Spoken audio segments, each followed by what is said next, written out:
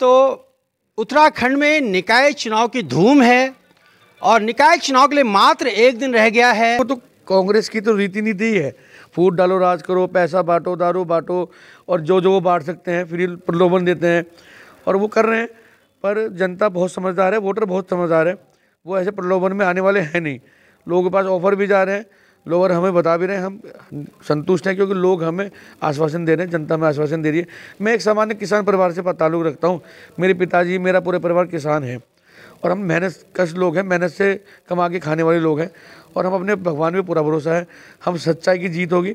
हम सच्चे मन से अपने चुनाव लड़ रहे हैं और भारतीय जनता पार्टी भारी बहुमत से इस बार को जीतने वाली है। मेयर और पार्षद हमारा ही बनने वाला है। चलिए धन्यवाद।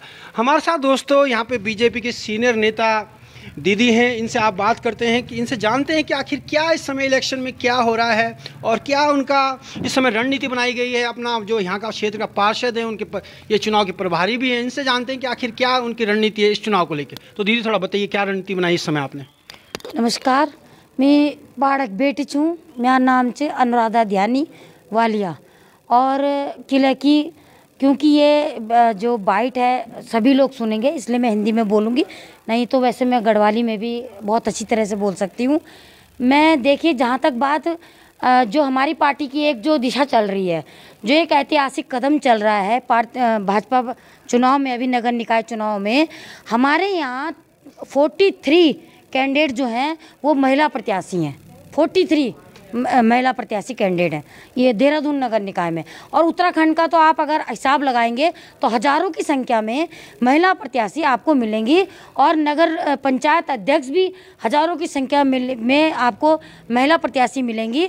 और जो भाजपा ने जो एक खंडूरी जी के टाइम पे 50% का आरक्षण महिलाओं को दिया, वो भी भाजपा ही पार्टी थी।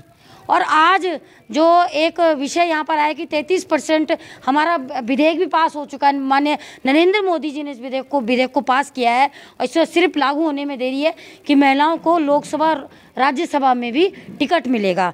तो आपसे मैं सिर्फ ये मैं कहना चाहती हूँ कि भाजपा ही विश्व की एकमात्र ऐसी पार्टी है जो सबसे ज़्यादा महिलाओं के बारे में सोचती है और उसका मैंने आपको आंकड़े दे दिए हैं। और मैं कहना चाहूँगी हमारी पार्टी में, जैसे कि मैंने आपको बताया कि मैं पहाड़ की बेटी हूँ और मैं प्लेन्स की बहू हूँ, अनुराधा ध्यानी वालिया प्लेन्स की बहू हूँ।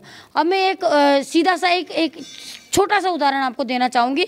अभी 8 फरवरी को मेरी बेटी का विवाह है, तो वैसे तो मेरे भाई अपने भी हैं, लेकिन पुष्कर चौहान मेरा धर्म का भाई है। तो आप यकीन नहीं मानोगे, मेरी बेटी की शादी में वो जो प्लेन्स का, क्योंकि मैं प्लेन्स की बहू हूँ, तो प्लेन्स का जो एक रीति रिवाज है भात भरने का, मैं यहाँ पर उसके घर पे आऊँगी और मैं बाकायदा भात भरूँगी।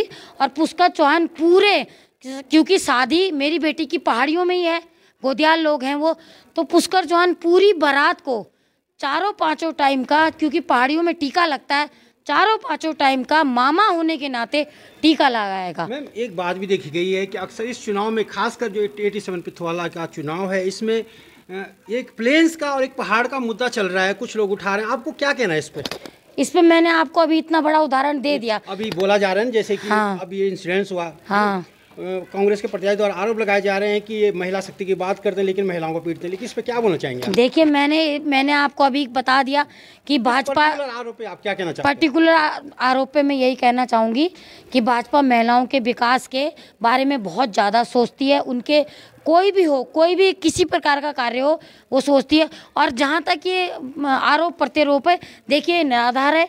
जैसे कि हरिभट्ट जी एक बहुत ही कद्दावर नेता हैं कांग्रेस के, लेकिन वो पुष्कर से बुरी तरह से डर चुके हैं कि कहीं मैं इस बार मेरे हाथ से सीट ना निकल जाए, इसलिए वो मिथ्या के, बेकार के झूठे आरोप लगा रहे हैं ताकि जनता, और प्लेन्सवाद पहाड़वाद फैला रहे हैं ताकि जनता कुछ, उनको वोट वैसे तो नहीं मिलेगा क्योंकि हम लोग ने सारा कुछ काम कर दिया, तो प्लेन्सवाद पहाड़ीवाद करके वो पहाड़ियों के वोट भर दें, जबकि ऐसा नहीं है। चलिए जी, धन्यवाद।